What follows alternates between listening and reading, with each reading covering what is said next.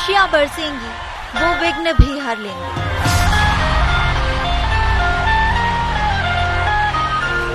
जब घर में पधारेंगे बप्पा, बरसेगा धन, हर जाएगी तिजोरी।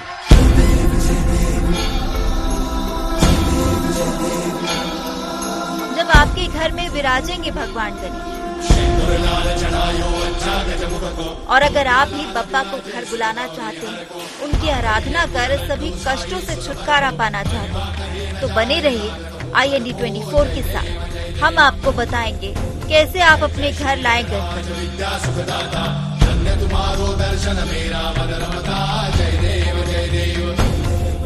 घर के किस कोने में करें गणपति की स्थापना? स्थापना से पहले किन बातों की रखें सावधानी? और कैसे करें गणपति की विधिवत पूजा अर्चना?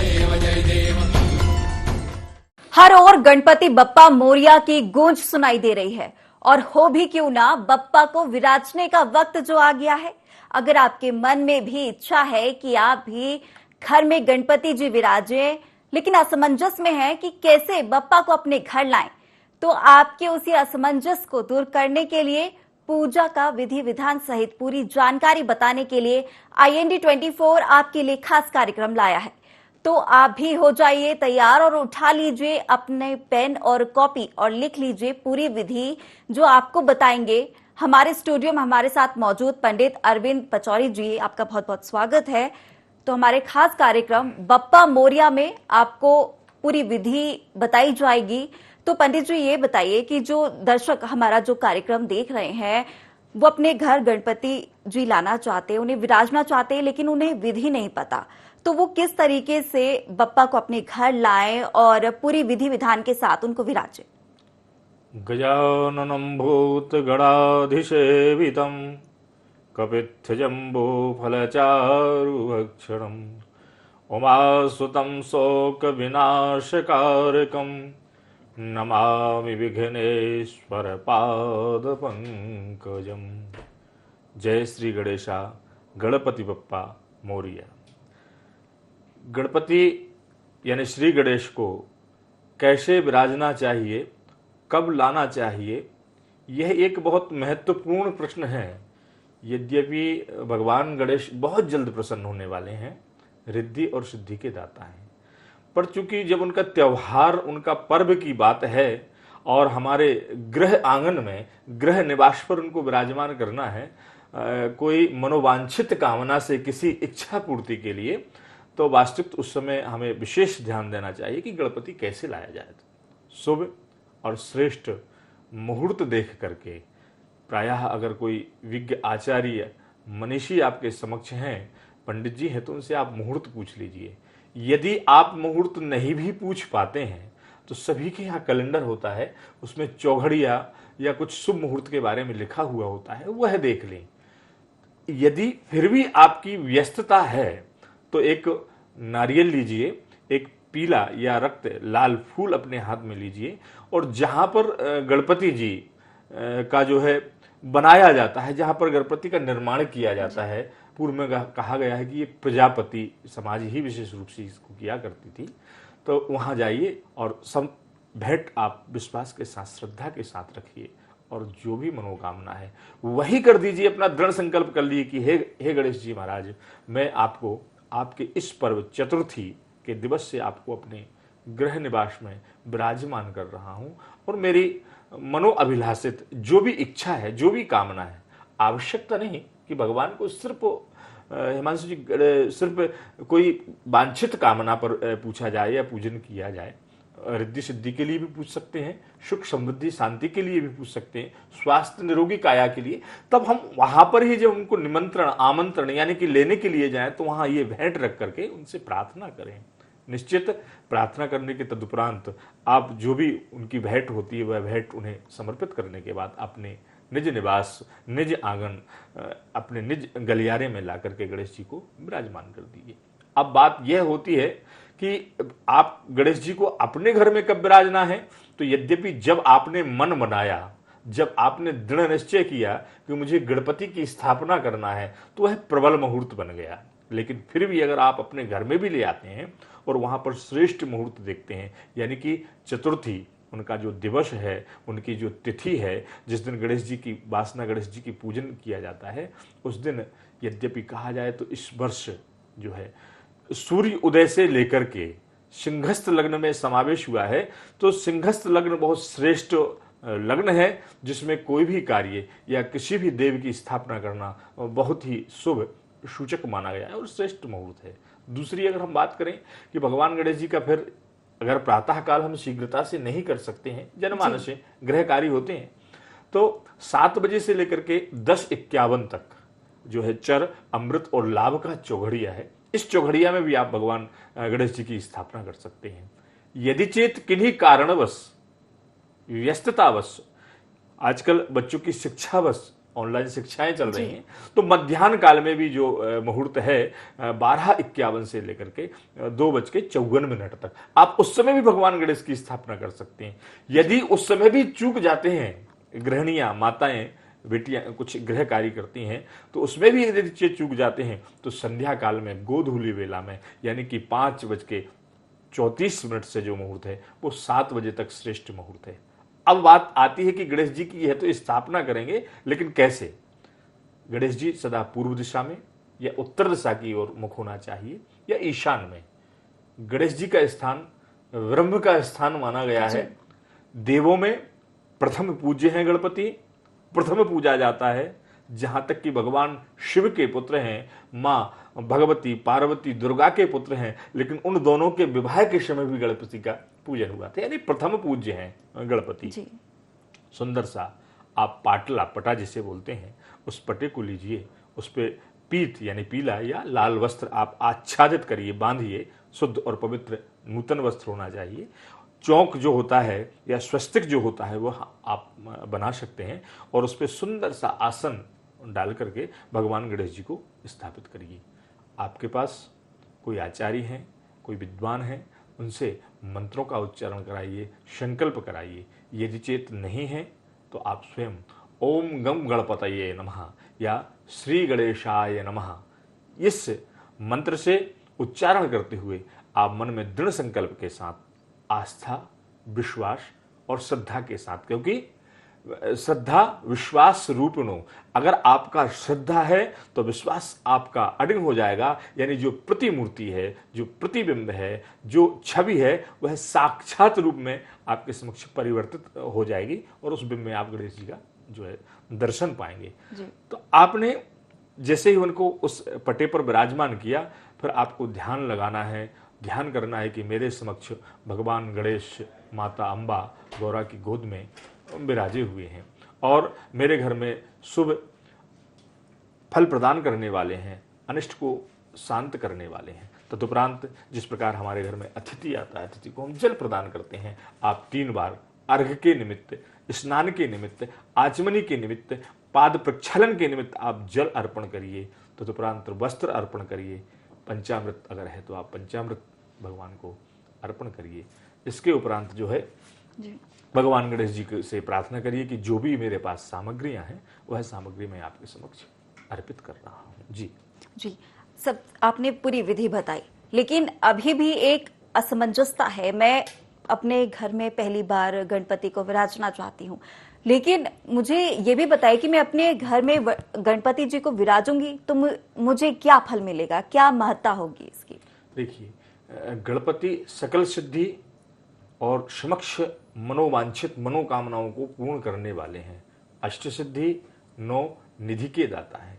यानी कि गणेश जी जो कुछ आपके अंतःकरण में आपके अंदर भाव होगा, विश्वास होगा, तो गणेश जी वह प्रदान करने वाले हैं। मनोअभिलाषित कामनाओं को पूर्ण करने वाले हैं। सवांछित फलमवाप्नोति, ये यजुर्वेद में आया हुआ है। अथर्ववेदिक सवांछित फलमवाप्नोति यस्साज्य समुद्र यजति, जो विश्वास के साथ, श्रद्धा के साथ उसकी समस्त वांछित मनोकामनाओं को पूर्ण करने वाले भगवान गणेश हैं। दूसरा, आपने जिस दिवस, जिस दिन, जिस समय, जिस घड़ी मन बना लिया कि मुझे गणेश जी की स्थापना करना है, तो वास्तुक श्रद्धा वाले हैं, तदैव लग्नम सुदिनम तदैव तारावलम चंद्रवलम तदैव विद्यावलम दैववलम तदैव लक्ष्मी पते से गृहस्मरामी। आपकी वही लग्न, वही मुहूर्त, वही दिन, वही चौघड़िया, वही तारा सब श्रेष्ठ और शुद्ध और पवित्र और महामुहूर्तों में परिवर्तित हो जाते हैं जब आपने मन में संकल्प बना लिया। अगर आप विद्यार्थी हैं, शिक्षा ग्रहण करते हैं, तो नृत्य करते हुए गणेश जी का आप पूजन करिए, हसमुख स्वभाव के गणेश जी का पूजन करिए। गृहस्थ में है तो रिद्धि सिद्धि शुभ लाभ के साथ विराजे हुए या कमल पुष्प पर विराजे हुए भगवान गणेश का पूजन करिए। सिंदूर वर्ण के हों बहुत श्रेष्ठ है, पीत वर्ण के हैं, कोई हमारी बहनें बेटियां विवाह के लिए अगर करना चाहती हैं तो पीत वर्ण के गणेश या सिंदूर वर्ण के भी, पर विशेष रूप से पीत वर्ण के गणेश का आप पूजन करें और जो है हरिद्रा हल्दी उनको समर्पित करें। दूसरा भाव गणेश जी के लिए दूर्वांकुर, दूर्वा बहुत दूर्वांकुरे यजति सवांचित फलम। आप दूर्वा यानी दूर्वा के जो अंकुर होते हैं, जिसे लोग दूर्वा न समझ करके घास कहा जाता है, बट दूर्वा के अंकुर हल्दी में मिलाकर के गणेश जी को आप समर्पित करिए। यो मोदक सहस्त्रेण यजति, मोदक यानी जो मोदक का हम भोग लगाते हैं, सहस्त्रेण 1000, 100 या 1 गणेश जी की जो प्रिय चीज है वह आप अर्पित करेंगे, आपकी निश्चित समस्त मनोकामनाएं पूर्ण होंगी। वहां पर किसी प्रकार का जो है संशय, मन में अविश्वास नहीं होना चाहिए कि मेरी यह कामना पूर्ण होगी या नहीं, निश्चित पूर्ण होगी। बस आपका विश्वास कितना है, आपकी श्रद्धा कितनी है, क्योंकि विश्वास प्रतिपन्ने चो एष विश्वासघातिना। अगर आपका विश्वास है और उस विश्वास में अविश्वास की भावना आ जाती है तो वह घातक सिद्ध हो जाता है, यानी कि आपकी जो साधना है वह नष्ट हो जाती है, समाप्त हो जाती है। इसलिए दृढ़ता का विश्वास कि मेरी जो कामना है उसे भगवान गणेश जो है रिद्धि सिद्धि के दाता पूर्ण करेंगे, यह भाव से आप पूजन। लेकिन एक सवाल और भी रहता है हर बार, हर किसी के मन में, और जो हमारे दर्शक ये कार्यक्रम देख रहे हैं उनके भी मन में कहीं ना कहीं सवाल उठता होगा। गणपति जी तो हम ला रहे हैं, विराज रहे हैं, लेकिन एक बात जो उठती है, उनकी सूंड किस तरफ होनी चाहिए, दक्षिण, पश्चिम या पूर्व, या कुछ ऐसी जो दिशा होती है उसकी भी बड़ी महत्ता मानी जाती है। जी, बहुत सुंदर आपने प्रश्न किया है। लेकिन गृहस्थ आश्रम में हम जब परिवार में रहते हैं तो बाईं तरफ मुड़ी हुई सूंड ही भगवान गणेश की होना चाहिए। दाईं या इधर उधर की मूड या सीधी सूंड वाले गणेश जी हमारे लिए नहीं पूजन करना चाहिए। यदि चेत आज का प्रचलन है बाईं सूंड या दाईं सूंड या सीधी सूंड या लड्डू हाथ में हो या कुशांकुर हो या भिन्न भिन्न प्रकार का, यह यद्यपि सिद्धम लोक विरुद्धम ना करणीयम, यद्यपि बात सिद्ध भी हो लेकिन लोगों के अगर विरुद्ध हो तो नहीं करना चाहिए, यह शास्त्र हमें संकेत देता है। पर मैं आपसे यही कहना चाहूँगा कि बाईं तरफ मुड़ी हुई जो सूंड होती है भगवान गणेश की, वह बहुत श्रेष्ठ और बहुत उत्तम होती है। यदि उसमें मोदक और धारण किए हुए हैं तो वह श्रेष्ठ होती है। यदि उस बाईं तरफ मुड़ी हुई सूंड में भगवान गणेश अगर मंद मंद मुस्कान कर रहे हैं तो वह वर श्रेष्ठ होती है। यदि वह गणेश की प्रतिमा जो है सिंदूर वर्ण की है और नृत्य करती हुई या मंद मुस्कान करती हुई है और सूंड के साथ मोदक अगर धारण की हुई है तो वह और श्रेष्ठ होती है। ये जो है अनेकानेक प्रकार का, भिन्न भिन्न प्रकार का, क्योंकि जो है मुंडे मुंडे मतर भिन्न, लोगों का भिन्न भिन्न प्रकार का मत हो गया, लेकिन शास्त्र में बाईं तरफ सूंड के गणेश को बहुत शुभ माना गया है, खासकर साधकों के लिए और गृहस्थों के लिए और विद्यार्थियों के लिए बाईं तरफ मुड़ी हुई सूंड के गणेश का ही पूजन करना चाहिए। दूर्वा और मोदक का भोग भगवान गणेश को लगाना चाहिए, जो अति प्रसन्न होते हैं, यथाशीघ्र आपकी कामना को पूर्ण करते हैं। पर क्रोध में कोई भी मूर्ति हो, क्रोध वाली मूर्ति नहीं होना चाहिए। प्रसन्न चित्त, आनंद प्रदान करने वाली, वरद हस्त यानी आशीर्वाद प्रदान करने वाली, और प्रार्थना होना चाहिए कि हमारे घर में खुशियां, आनंद, प्रसन्नता सदा आप आच्छादित करते रहें। हमारे घर में सदा प्रसन्न चित्त, आह्लादित माहौल बना रहे।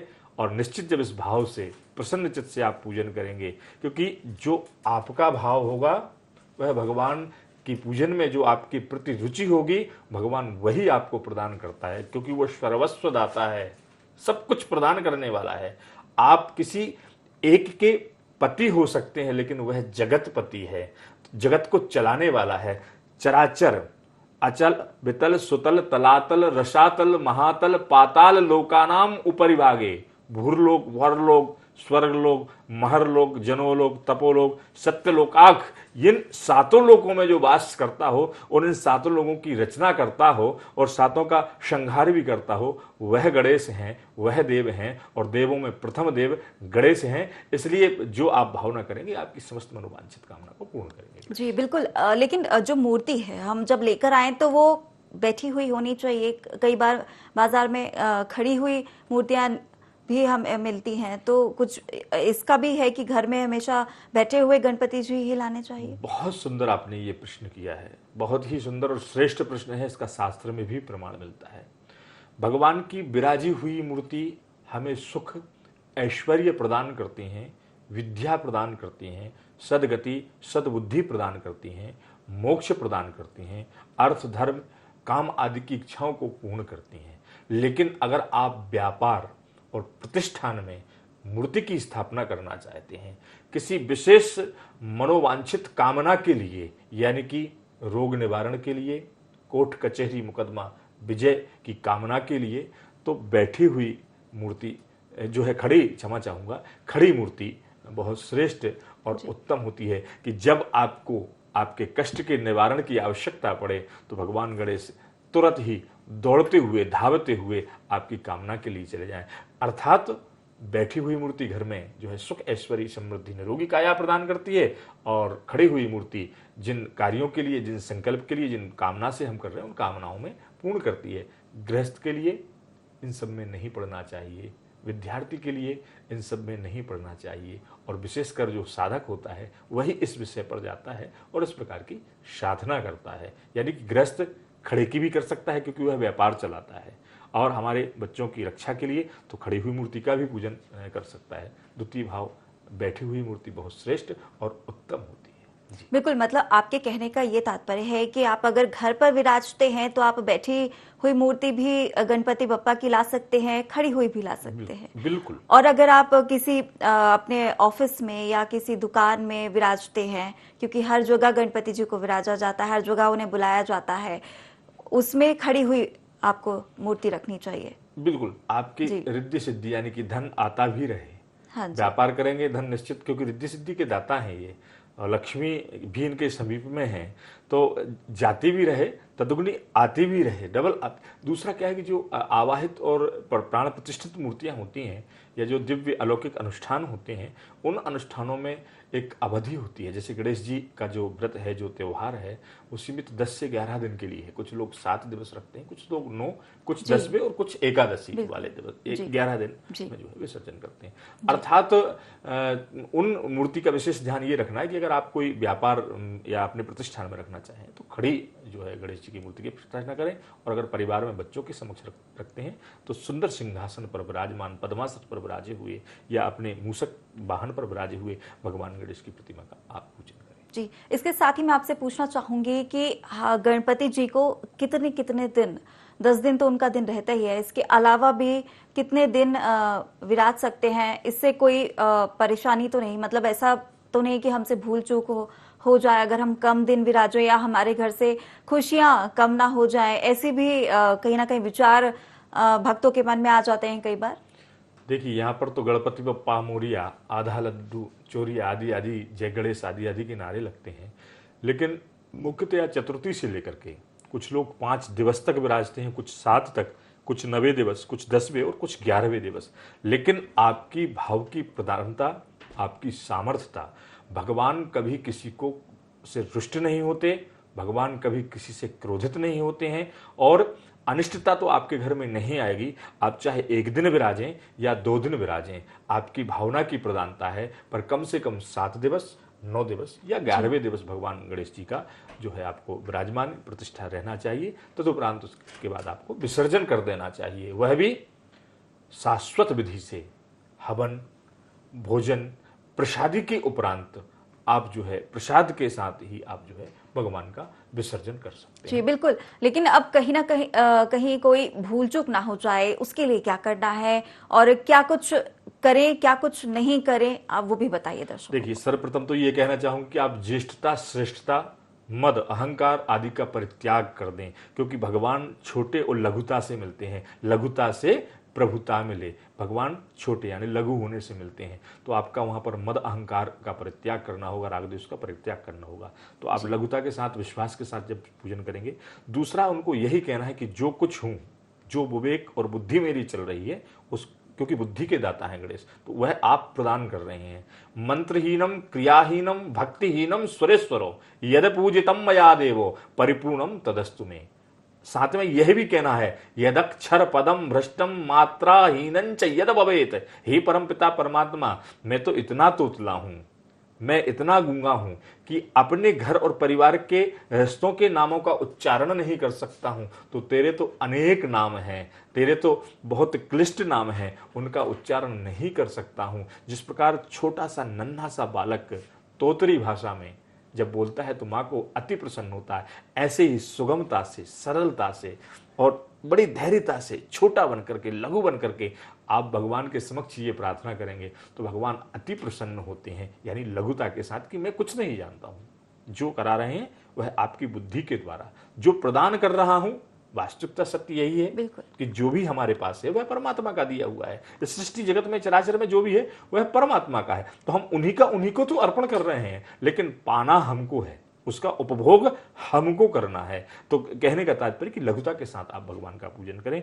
और कहें कि विसर्ग बिंदु मात्राणि पदपादाक्षराणि चा न्यूनानि चातिरिक्तानि क्षम्यताम परमेश्वर। यदि चेत विसर्ग में, बिंदु में, मात्रा में, हलंत में, मेरे शब्दों में, वाणी में, वचन से, मन से, कर्म से, नजर से यदि चित किसी प्रकार का आपको स्पर्श से अगर द्वेष लग गया हो, तो छोटा सा नन्हा सा बालक जिसे किसी भी प्रकार का भान नहीं होता, द्वेष नहीं होता, डर नहीं होता, वह स्पर्श कर लेता है। इसी प्रकार हे परमपिता परमात्मा गणेश, बुद्धि के दाता, मुझे क्षमा करना और मेरी भक्ति को स्वीकार करना। ये आप भाव लाइए, प्रसन्न हो गए आपसे। बिल्कुल। अब ये भी बताइए हमारे दर्शकों को कि दिन में, क्योंकि गणपति जी के दिन चल रहे होते हैं, विशेष दिन होते हैं और उनकी पूजा भी विशेष होती है, तो दिन में प्रतिदिन आरती कितनी बार करें? देखिए, वस्तुतः अगर आप सहजता से, सुगमता से कर सकते हैं तो भगवान गणेश जी की आरती 3 बार करना चाहिए। प्रातः काल, मध्याह्न काल और संध्या काल, जिसे शयन आरती कहा जाता है। तो ये 3 बार आरती होना चाहिए। यदि चेत 3 बार नहीं कर सकते हैं तो 2 बार आरती करना चाहिए। विशेष ये है कि आरती के समय कर्पूर होना चाहिए, धूप बत्ती होना चाहिए और घृत युक्त जो है बाती के साथ दीपक होना चाहिए गणेश जी के समक्ष। आरती 7 बार उतारें, 9 बार उतारें या 11 बार, 18 बार या 27 बार का प्रमाण हमारे शास्त्रों में मिलता है कि 2 बार चरणों की करना है, जो है 2 बार उनके वक्षस्थल की करना है, 3 बार उदर और आदि वक्षस्थल की करना है, 4 बार आपको मस्तिष्क की आरती करना है। इस प्रकार क्रम आरतियों का है। तो इस प्रकार से आप उतारें। अगर नहीं आप 3 बार कर सकते, नहीं 2 बार कर सकते हैं, तो प्रातः काल 1 बार अवश्य करें और संध्या काल में भी अगर कर सकते हैं तो बहुत श्रेष्ठ है। यह तो भक्ति है, यह भाव है। आपकी समय की अनुकूलता के साथ आप उनका पूजन करें, भाव की प्रधानता के साथ। ऐसा नहीं कि हरि मंदिर में ही जाते हैं, प्रभु की आश लगाए और प्रभु की आशा छोड़कर ध्यान पन्हैयुन पास, पन्हैयुन कहते हैं अपनी जो पैर में धारण करने वाले जो होते हैं उन्हें कहा जाता है।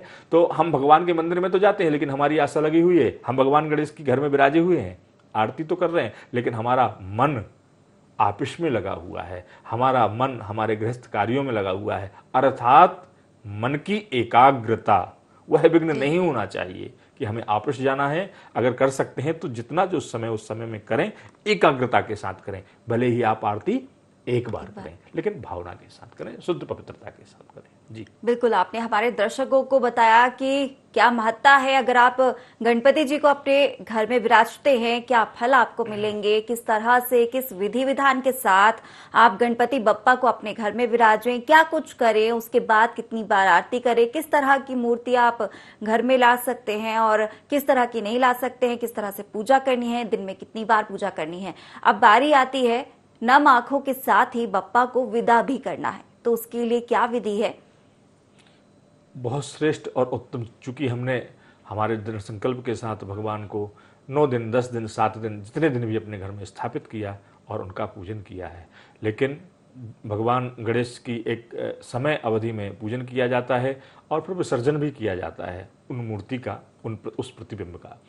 तब हमको ध्यान देना है कि जो भी श्रेष्ठ मुहूर्त होगा उस मुहूर्त में हमें जो है विज्ञ आचार्य मनीषी को बुला करके हवन कराना है। हवन कराने के उपरांत प्रसाद आदि जो भी है, लड्डू आदि का प्रसाद का भोग लगाना है और भगवान से प्रार्थना करना है कि इन दिनों में मेहमान की तरह, अतिथि की तरह हमारे ज्येष्ठ और श्रेष्ठ बन करके हे देव आप हमारे घर में विराजे। बहुत आनंद और सुख ऐश्वर्य का माहौल रहा। हम आपसे प्रार्थना करते हैं, हम आपकी न सेवा कर पाए हैं, न सेवा कर सकते हैं, और इन शब्दों के साथ उनसे प्रणाम करते हुए कि सदा सर्वदा अनंत वर्ष तक हमें सुख समृद्धि प्रदान करते रहना।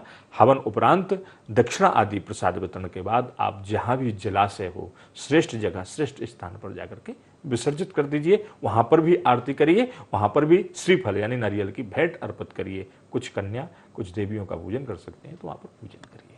बिल्कुल, लेकिन एक बात बिल्कुल नहीं भूलिएगा, घर पर मिट्टी के ही गणपति लेकर आइएगा, और जो सबसे अच्छा माना जाता है।